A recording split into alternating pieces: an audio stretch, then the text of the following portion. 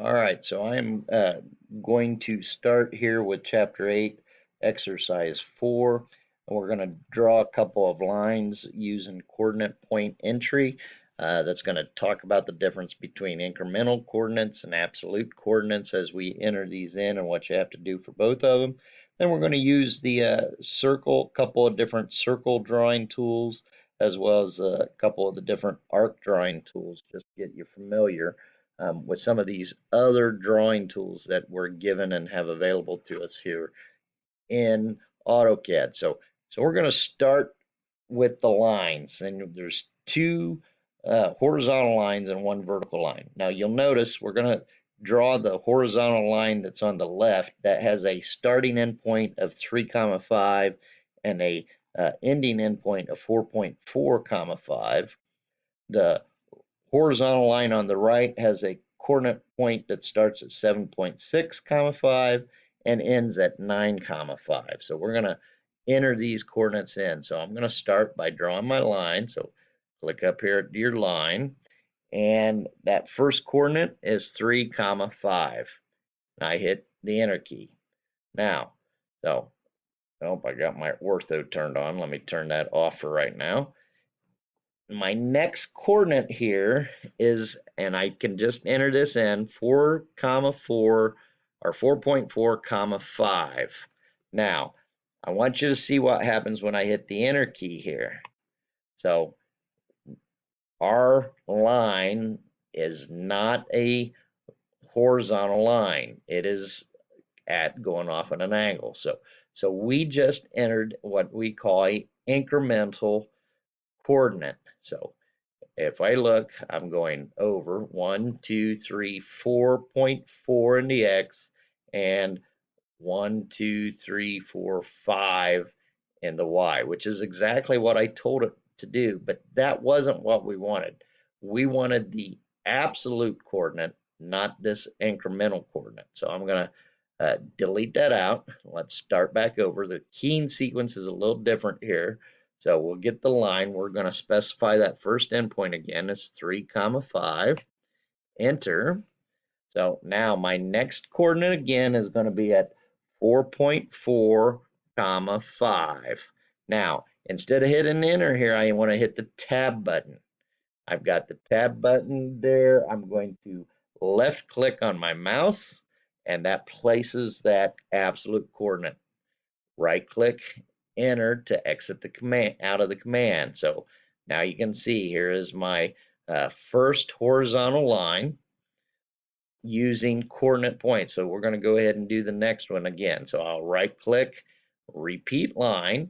Now the first endpoint for this one is at 7.6 comma 5.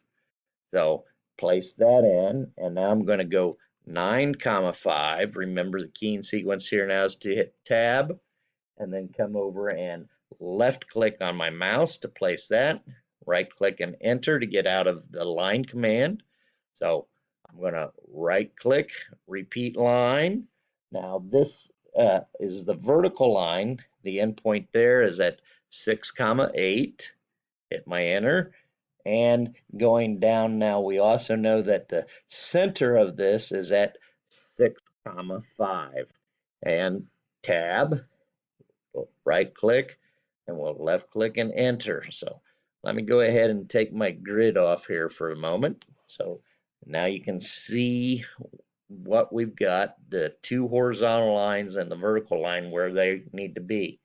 Let's come over here to our object snaps. We're going to look, we've got endpoint selected, midpoint, I'm going to go ahead and select that, center. I'll take off intersection for right now. The only ones I need at the moment are endpoint, midpoint, and center. So that gives me those object snaps. Now I need to create that circle. So I'm going to come up here and out of my different choices. Uh, I don't really know the radius. Well, I can infer the radius here, but I'm going to just use the 2-point circle method here. So, and I'm going to use the two endpoints. We'll use this endpoint here and that endpoint right there.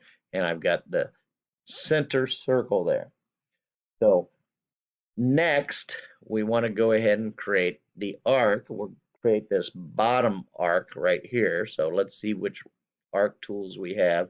I think start, center, end would be a good arc for this. So if I go start, center, end, that gives me the arc. But notice it placed it in the wrong position. We want the arc to go below here, not above. And if you looked at the way I selected it, I started on the right hand side, then I went to the center, and then I went to the left. Remember that everything in AutoCAD is given to you from the 0 to 360 degrees. So if you want this down here, I need to start over here and go that way. So let's undo this. So we'll go again with the same one, but now I need to select here, start, center, end. I've got that arc on there. My next arc is going to be this one on the right hand side. So and we're told in the uses here to use the start end radius. So let's go start end radius. This is the one right here. So, and I'm going to go start, end, and then of course my radius here is 10. So notice it went the wrong direction. Now, so if let's go back and look at this again. So we'll go start, end, then we want the 10, but it also says to hold the control to switch directions. So I'm going to hold control and type in 10 and enter. Still doesn't give me what I want, right? So let's undo that. And what we really find is, again, we're kind of going in the wrong direction. So I need to start here, go to here, and then enter my 10, and it puts it in place. So again, your arc is going this way and it is sweeping that way. So since it's sweeping that way, you've got to start from the left and go to the right. So same thing over here. So our arc is going this way. So we'll start here at the left and we'll go to the right. So select it again. Here's my start. Here's my end. And this is a 10-inch or 10 radius. So and we place that. We are finished now with figure 830. We can go ahead and do a file save as and save this as chapter 8, exercise 4 or CH8EX4. So we'll go ahead and save as. Notice I've already got it in there where I've saved it. We'll hit save. Do I want to replace it? Yes, we'll go ahead and replace it. Just overridden it. And we've finished with this particular drawing.